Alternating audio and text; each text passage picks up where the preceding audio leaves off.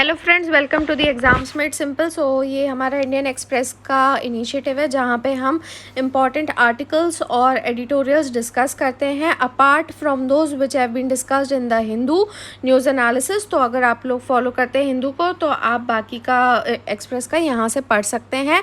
And those who are not studying Hindu, आप हमारे analysis देखिए, you would definitely like them.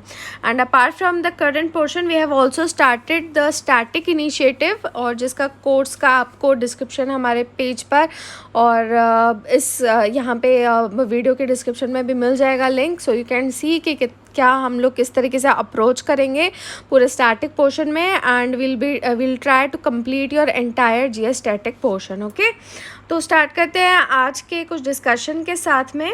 सबसे पहले पीटर ब्रुक के बारे में है ना, 2 आर्टिकल आज यहाँ पे आए हैं।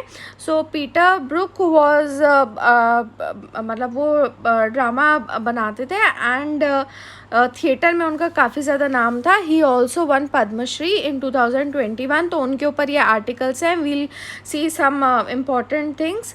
तो ही पास्ड अवे मेनली। ओके, तो इनका एक महाभारत का सबसे पहला मतलब जो हमारे लिए इम्पॉर्टेंट है वो ये है कि 9 आवर्स का 9 घंटे का इन्होंने एक अडेप्टेशन बनाया था इस प्ले का, महाभारत का। और इसकी स्पेशल बात ये थी, इनकी मतलब खासकर ये चीज़ थी कि ये किसी भी चीज़ पे रिस्ट्रिक्ट नहीं रहते थे। मतलब महाभारत जो इंडियन कंसेप्ट है उस तक रिस्ट्रिक्ट नहीं थे।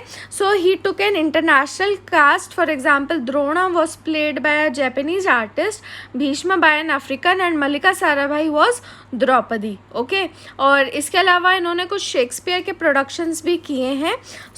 आपको बस प्रोडक्शंस मेनली याद रखने हैं, आप बाकी डिटेल्स भले याद ना रखें।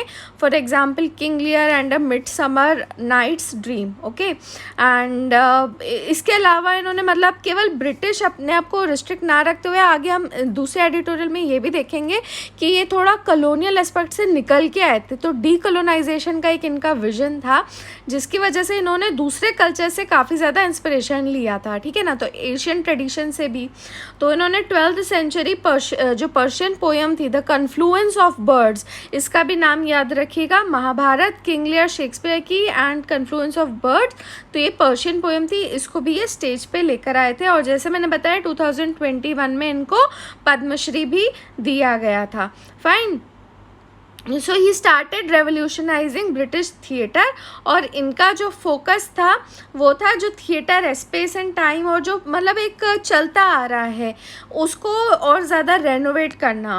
ओके, और एक और आप याद रख सकते हैं, थिएटर ऑफ क्रूअल्टी, ये आर्टॉट का ड्रामा था। तो that also found a new meaning with Brook, Peter Brook, please remember this. Okay, इनके बारे में यही था। आगे हम देखते हैं। हाँ, यहाँ पे एक एडिटोरियल है, काफ़ी इम्पॉर्टेंट था ये, degrees of privacy and freedom. तो एक्चुअली में ये NCII के ऊपर रेगुलेशन बनाने को लेकर है। What is NCII?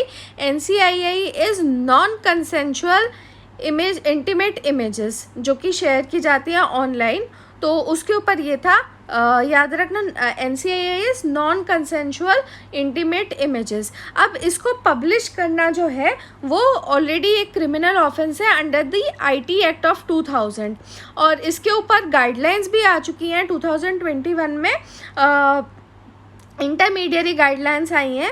तो इसमें पार्शियल सोल्यूशन केवल दिया गया है, जैसे कि इसमें विक्टिम्स को एम्पावर किया गया है कि वो कंप्लेंट कर सकते हैं किसी भी वेबसाइट को जिसने भी इस तरीके की इमेजेस अपलोड करी हैं और या फिर ऐसे वीडियोस अपलोड किए हैं of any person in a state of nudity. Okay, तो आप वहाँ पे जाके कंप्लेंट कर सकते हो। और इसमें एक दिक्कत ये है कि विक्टिम को हर उस URL को आइडेंटिफाई करना पड़ेगा जहाँ पे ऐसी इमेजेस हैं, और हर उस URL को शेयर भी करना पड़ेगा। और इसके अलावा कई इमेजेस ऐसी भी होती हैं जो अलग अलग लोकेशन या अलग अलग यूज़र अकाउंट से फिर बाद में रीअपलोड कर दी जाती है। तो इसलिए इसको, ये जो इंटरमीडियरी गाइडलाइंस है, इसलिए इसको पार्शियल सोल्यूशन कहा गया है ना। तो इसमें विक्टिम के ऊपर ज़्यादा रिस्पॉन्सिबिलिटी है इस चीज़ को प्रूव करने की। तो अब इन्होंने यहाँ पे सोल्यूशन दिया है कि जो टेक्नोलॉजी कंपनीज़ हैं और गवर्नमेंट्स हैं उनको इसमें साथ में आना चाहिए ताकि इसको NCII को रोका जा सके, है ना। तो इसका एक एग्जांपल उन्होंने दिया है, ये आप नोट कर सकते हो। मेटा यानी फेसबुक ने अभी एक टूल बनाया है NCII के स्प्रेड को रोकने के लिए, इसका नाम है stopncii.org।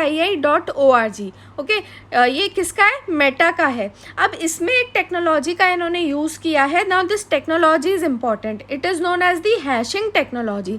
तो इसमें क्या होगा कि NCII को मैच कर दिया जाएगा ताकि फ्यूचर इस तरीके के अपलोड्स ना हो। तो जिस भी विक्टिम का ऐसा उसको कोई भी ऐसी इमेज मिलती है, इंटीमेट इमेज मिलती है जो कि शेयर कर दी गई है उसके कंसेंट के बिना, तो इस टूल से ये जो हैशिंग टेक्नोलॉजी है वो एक हैश क्रिएट कर सकता है ना। तो ये stopncii.org पे जाके आप एक हैश क्रिएट कर सकते हो उस ऑफेंडिंग इमेज का और उस प्लेटफॉर्म के साथ शेयर कर सकते हो। अब ये प्लेटफॉर्म क्या करेगा कि जो यूज़र ने हैश जनरेट किया है इसको बाकी इमेजेस जो भी उसके प्लेटफॉर्म पे है उसके साथ में कंपेयर करेगा। ओके, हैश किसने दिया है? ये विक्टिम ने दिया है उस प्लेटफॉर्म पे जाके stopncii पे, और फिर अब इसको प्लेटफॉर्म कंपेयर करेगा कि ऐसी कोई इमेज से वो हैशटैग मिल तो नहीं रहा है, ताकि वो आइडेंटिफाई कर सके और जो भी ऐसा आइडेंटिकल कंटेंट है उसको हटाया जा सके, है ना।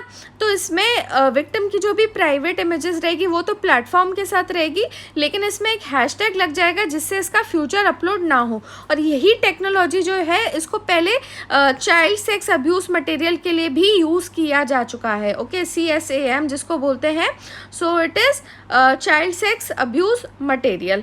ओके, और दूसरी अब इन्होंने और सजेशन कह दिया है कि इसी तरीके से बाकी वेबसाइट्स भी जो हैं वो इस डेटाबेस का, हैश डेटाबेस का यूज़ कर सकते हैं कोई भी इलीगल कंटेंट को आइडेंटिफाई करने के लिए, और मतलब अगर उन्होंने भी गलती से अगर उसको होस्ट कर दिया है तो उसको हटाया जा सके। अब इसमें गवर्नमेंट का क्या रोल रहेगा? ये तो चलो टेक्नोलॉजी की बात हो गई, कंपनीज़ की बात हो गई। गवर्नमेंट का रोल रहेगा इसमें कि जो रिड्रेसल मैकेनिज़्म है उसको फैसिलिटेट करने का। तो इसका एग्जांपल इन्होंने दिया है ऑस्ट्रेलिया में।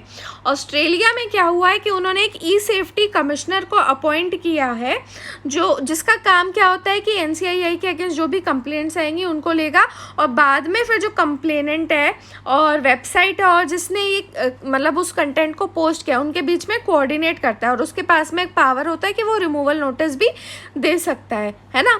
तो इस तरीके का हम इंडिया में भी कर सकते हैं कि एक हैश डेटाबेस को मतलब है ना उसको पेयर कर दिया जाए एक इंडिपेंडेंट बॉडी जैसे कमिश्नर के साथ में, ताकि इसका स्प्रेड को तेज़ी से रोका जा सके। ओके, और इसके लिए है ना एक एग्जांपल इन्होंने और दिया है कि CBI ने माइक्रोसॉफ्ट से कहा है कि उसका एक फ़ोटो DNA टूल है। फ़ोटो DNA टूल क्या है? ये एक इमेज मैचिंग सॉफ्टवेयर है। CSAM जो बताया ना, चाइल्ड सेक्सुअल अब्यूज़ को आइडेंटिफाई करने के लिए है, ठीक है। तो फ़ोटो DNA टूल अगर पूछा जाए किसका है? माइक्रोसॉफ्ट का है, और उसके साथ में CBI ने पार्टनरशिप की है CSAM को आइडेंटिफाई करने के लिए। ओके, और उसी तरीके से मेटा ने भी पार्टनर किया है, रिवेंज पॉर्न हेल्पलाइन करके है। तो उसका जो NCII टूल है अभी आपको जो बताया उसमें उसको एडमिनिस्टर करने के लिए, ठीक है। अब एक दिक्कत क्या है कि ये सारे ऑटोमेटेड टूल्स हैं, तो अब वो तो कुछ भी इस तरीके का कंटेंट जहाँ दिखेगा उसको हटा देगा। तो अब इनका कहना है कि एक कंसर्न इसमें आ जाता है फ्री स्पीच को हार्म करने का। कई बार जो लॉफुल कंटेंट है वो भी हो सकता है कि एक्सीडेंटली इन ऑटोमेटेड टूल्स की वजह से चला जाए, है ना। तो हो सकता है कि जो कंटेंट अभी किसी फॉर्म में इलीगल है वो दूसरे फॉर्म में इलीगल ना हो। तो इसलिए जो फ्री स्पीच एडवोकेट्स हैं वो भी इन ऑटोमेटेड टूल से डरते हैं कि मतलब कई सारा जो फ्री स्पीच को प्रमोट करने वाला कंटेंट है वो भी जा सकता है। एनी हाउ अगर इस चैलेंज को अगर कर लिया जाए तो यहाँ पे मतलब ऑथर का यही सजेशन है कि अभी अपॉर्चुनिटी की कोऑर्डिनेटेड रिस्पॉन्स बनाया जाए NCII अब्यूज़ के लिए, ताकि विक्टिम्स को मतलब इसमें रिड्रेस भी हो जाए और कोई ऑनलाइन स्पीच पे मतलब रिस्ट्रिक्शन भी ना रहे, है ना। और जब तक ऐसा कुछ नहीं हो जाता है तब तक कोर्ट्स के लिए इन्होंने बोला है कि जो कोर्ट है हमारी उनको बैलेंस करना चाहिए, जो भी NCAI की वजह से हार्म होता है, और साथ में जो ऑनलाइन स्पीच है उसको भी प्रोटेक्ट किया जाए। तो इसमें इन्होंने कहा है कि कई जगहों पे कोर्ट को भी इंटरवीन करना चाहिए। ओके, तो इसमें NCII, CSAM और इंटरमीडिएरी गाइडलाइंस, ये कुछ इंपॉर्टेंट चीज़ें थी। फोटो DNA है ना, और स्टॉप NCII किसका है, तो ये आप आई होप आपने नोट डाउन कर लिया होगा। और आगे देखते हैं। तो आगे एक्सप्लेन सेक्शन में 2 इम्पॉर्टेंट आर्टिकल आए थे। एक था कि स्टॉक मार्केट्स को कैसे वैल्यू किया जा रहा है। तो एक्चुअली में अभी RBI की फाइनेंशियल स्टेबिलिटी रिपोर्ट आई है। तो ये रिपोर्ट पहली बात तो कब पब्लिश की जाती है, it is published by annually का मतलब क्या होता है, 2 साल में एक बार या साल में 2 बार, याद रखना 1 साल में 2 बार होती है। ओके, तो लास्ट ये दिसंबर में आई थी और ये अब आई है। फाइन। तो इसमें क्या होता है कि बायएनुअली आती है, और जितने भी फाइनेंशियल सेक्टर रेगुलेटर्स हैं आपके, जैसे PFRDA वगैरह हो गया, IRDAI हो गया, तो इन सब का जो भी कंट्रीब्यूशन है वो इसमें इंक्लूड किया जाता है, और उससे समझा जाता है कि अभी हमारे इंडियन फाइनेंशियल सिस्टम में क्या रिस्क है और मतलब वो कितना स्टेबल है, इस चीज़ के लिए ये रिपोर्ट बनाई जाती है। ठीक है, तो यहाँ पे तो पहली बात बताया है कि पहले मतलब जो लास्ट दिसंबर में आई थी, तो उस टाइम पे जो PE रेशियो होता है, यानी प्राइस टू अर्निंग रेशियो होता है, वो काफ़ी ज़्यादा था। तो मतलब उनका उस टाइम पे ये हो गया था कि इक्विटी मार्केट में प्राइसेस हमें ज़्यादा दिख रहे थे, लेकिन वो चीज़ रियल इकोनॉमी में रिफ्लेक्ट नहीं हो रही थी। तो मैं आपको शॉर्ट में बता दूं, अब ये चीज़ नहीं है, और इसका रीज़न क्या है, एक्चुअली में उस टाइम पे कोविड का भी टाइम था। तो उस टाइम पे जो फॉरेन इंस्टीट्यूशनल इन्वेस्टर्स थे, है ना, आपको इकोनॉमी के कई कंसेप्ट सर पढ़ा चुके हैं ऑलरेडी, और अगर आप नहीं देख रहे हो तो सर के वीडियोस ज़रूर देखो, आपके बेसिक कंसेप्ट्स काफ़ी अच्छे से क्लियर हो जाएंगे। तो FIIs ने क्या किया था, उस टाइम पे बहुत ज़्यादा इन्वेस्ट किया था इंडिया के इक्विटी मार्केट में, जिसकी वजह से वहाँ पे प्राइसेस वगैरह बहुत ज़्यादा हो गए थे। बट हमारी रियल इकोनॉमी अगर देखा जाए, GDP वगैरह, तो वो इतना ज़्यादा नहीं दिख रहा था। तो देयर वाज अ मिसमैच। लेकिन अब क्या है कि फिर से अब US की जो फेडरल बैंक है ना, उसने अपना रेट ऑफ इंटरेस्ट जो है वो बढ़ा दिया है। तो FIIs ने क्या किया, इन्होंने इंडिया से पैसा वापस खींच के, it is called hot money, क्योंकि अनस्टेबल नहीं रहता है, तो उन्होंने इंडियन इकोनॉमी से खींच कर वापस उसको US में इन्वेस्ट कर दिया है ना। लेकिन फिर भी अभी भी अगर देखा जाए तो अभी की हमारी स्टेबिलिटी रिपोर्ट की का कहना ये है कि स्टेबिलिटी अभी भी हमारे मार्केट में, रीज़न बीइंग कि डोमेस्टिक इन्वेस्टर्स काफ़ी ज़्यादा बढ़ गए हैं और उनकी वजह से स्टेबिलिटी बनी हुई है। ठीक है, अब इसके अलावा इसमें इस आर्टिकल में मेन 4 कंसेप्ट बताए गए हैं। वो कंसेप्ट इम्पॉर्टेंट है, तो आप वो सुन सकते हो और देख सकते हो। ओके, इनको आप नोट डाउन कर लीजिएगा, पूछ सकते हैं डायरेक्टली, क्योंकि FSR इज़ वेरी इंपॉर्टेंट। याद रखना, RBI पब्लिश करता है, साल में 2 बार करता है। ओके, बाय एनुअली साल में 2 बार होता है, और बाइनियली वैसे क्या होता है, बाइनियली होता है जब 2 साल में 1 बार किया जाता है। तो but this is by annual, ये याद रखना। ओके, अब ये 4 मैट्रिक्स क्या हैं, तो एक है 12 मंथ ट्रेलिंग PE रेशियो। तो ट्रेलिंग यानी कि जो बीत चुका है। ओके, और PE रेशियो क्या बताया मैंने, PE इज, ये पे नहीं है, ठीक है, PE is price to earning ratios. तो जो स्टॉक मार्केट इंडेक्स में क्या होता है कि जो इंडेक्स वैल्यू है या फिर प्राइस जो है किसी स्टॉक का, हर किसी शेयर का, उसको डिवाइड कर दिया जाता है कि उसके ऊपर कितनी अर्निंग्स है। तो अगर PE रेशियो ज़्यादा रहेगा, इसका मतलब क्या है कि प्राइस आप ज़्यादा दे रहे हो, है ना, और अर्निंग्स उतनी नहीं हो रही हैं। ओके, तो अब ये चीज़ यहाँ पे बताइए कि चार्ट 1 यहाँ पे अगर आप देखो तो ये पिछले 12 महीने का ट्रेलिंग PE है। ये 12 महीने का वो है PE है, लेकिन इसको 2008 से 2022 तक कंपेयर किया है। तो 10 साल का एवरेज जो हमारा रहा है वो 22.5 है, और अब देखो हम 20.8 पे आ गए हैं। तो इससे क्या पता चलता है कि हमारी प्राइसेस जो हैं वो थोड़ी सी अब कम हुई है। पहले देखो बहुत ज़्यादा हाई चला गया था, प्राइसेस ज़्यादा थी, इसका मतलब क्या था, वैल्यूएशन ज़्यादा था, हमारा ओवर वैल्यूड मार्केट था और अर्निंग्स कम थी, तो उससे वही इसलिए हमने बोला था कि रियल इकोनॉमी से मैच नहीं कर रहा था। पर अब क्योंकि ये नीचे आ गया, इसका मतलब क्या है कि प्राइसेस और इकोनॉमी में इतना ज़्यादा वो नहीं रहा है, थोड़े प्राइसेस कम हो गए हैं, so it reflects the real economy. यही चीज़ यहाँ पे दी हुई है कि ट्रेलिंग पीई रेशियो, पिछले 12 महीने का जो है रेशियो, इससे यही समझ में आता है कि मार्केट्स ने काफ़ी ज़्यादा करेक्शन कर लिया है।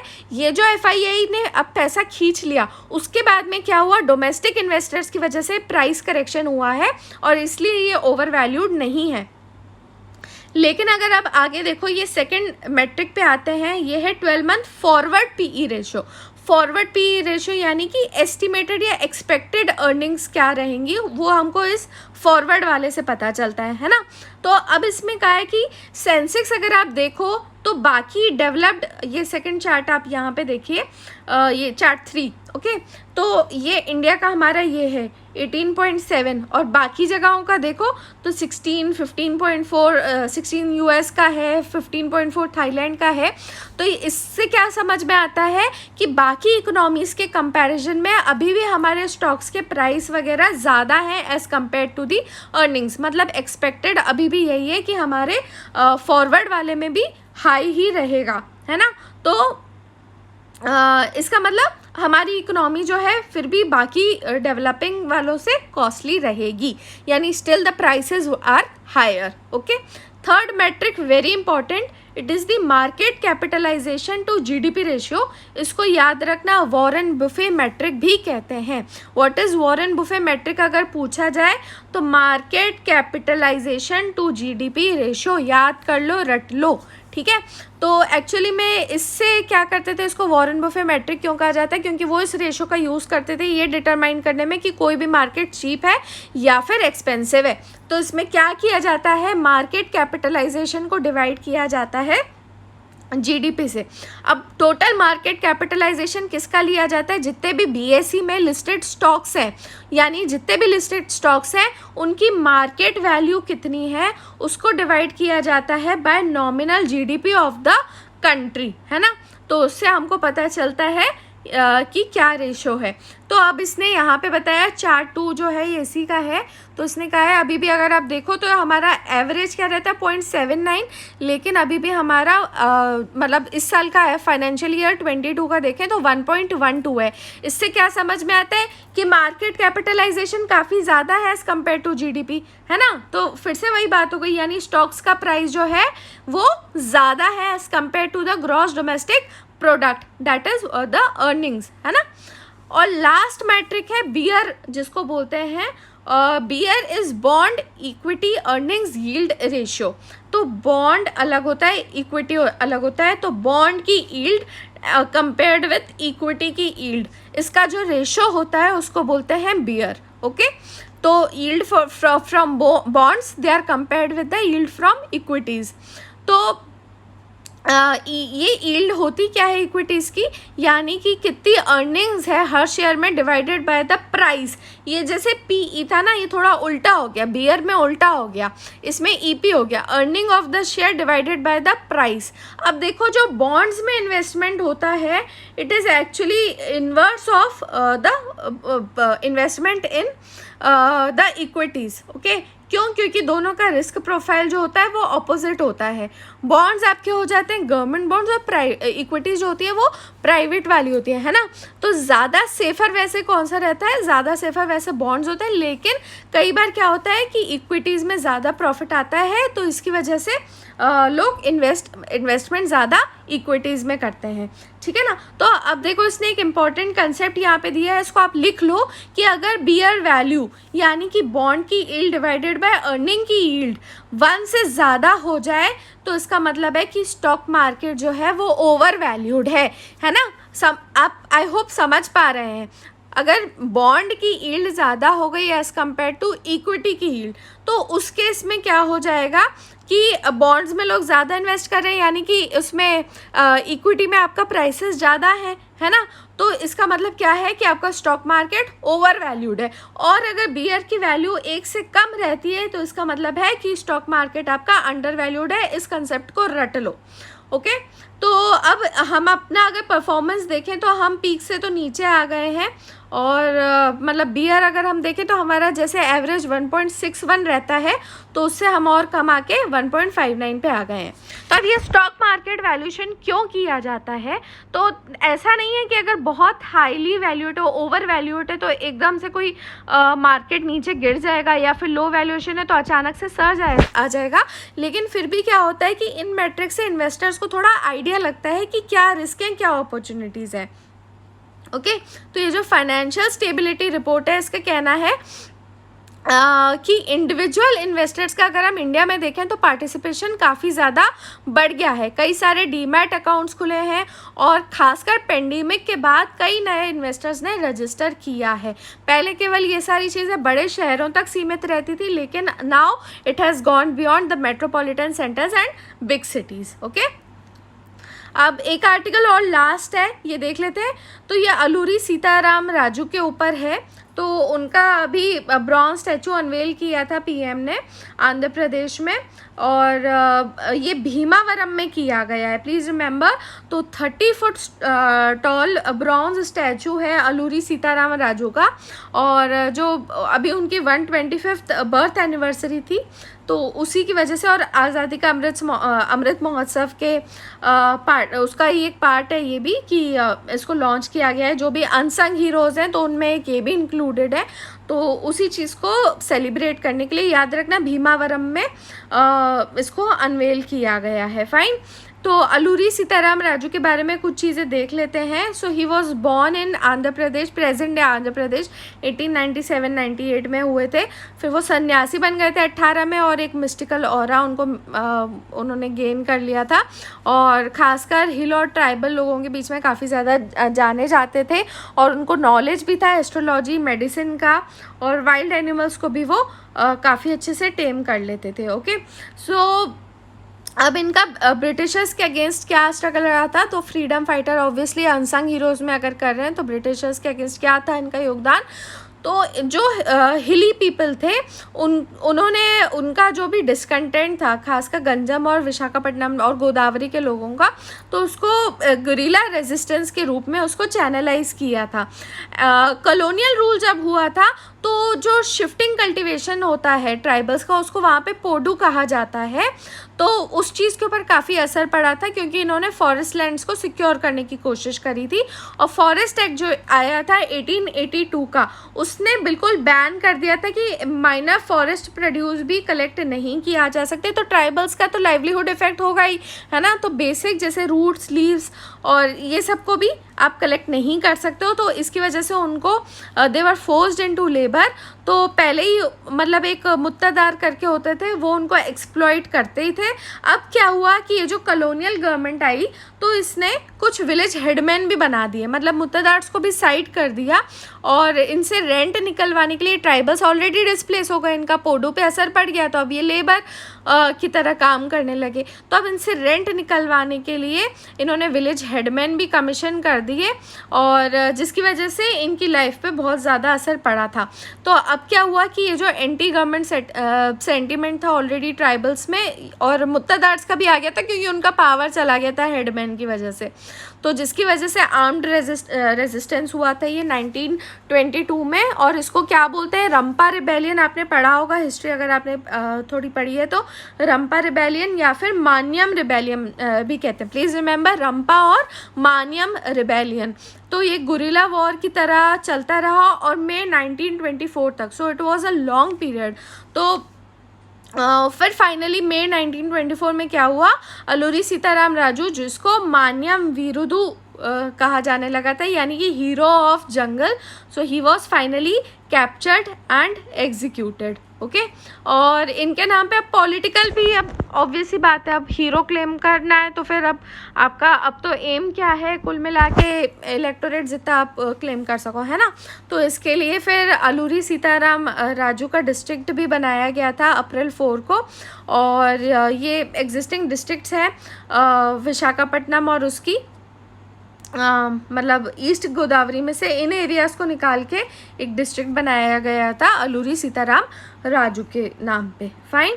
और लास्ट ईयर भी जैसे मतलब क्या था कि पहला जो ट्राइबल डे सेलिब्रेशन किया गया था नवंबर में बिरसा मुंडा की एनिवर्सरी पे। आप मुझे डेट बताइएगा इसकी, what was the date. Already this has been taught to you, तो आप बता सकते हैं कमेंट सेक्शन में। तो उनकी बर्थ एनिवर्सरी पे ट्राइबल डे बनाया गया था, और तभी भी गवर्नमेंट ने अनाउंस किया था कि 10 ट्राइबल म्यूजियम्स सेटअप किए जाएंगे अक्रॉस द कंट्री। तो इस तरीके के पॉलिटिकल क्लेम्स किए ही जाते हैं। Okay, so that is all from Indian Express of today. I hope आपको अच्छा लगा होगा वीडियो, तो प्लीज़ लाइक करें, शेयर करें, and you can tell me आपको कैसा लगा in the comment section. Thanks for watching and have a nice day.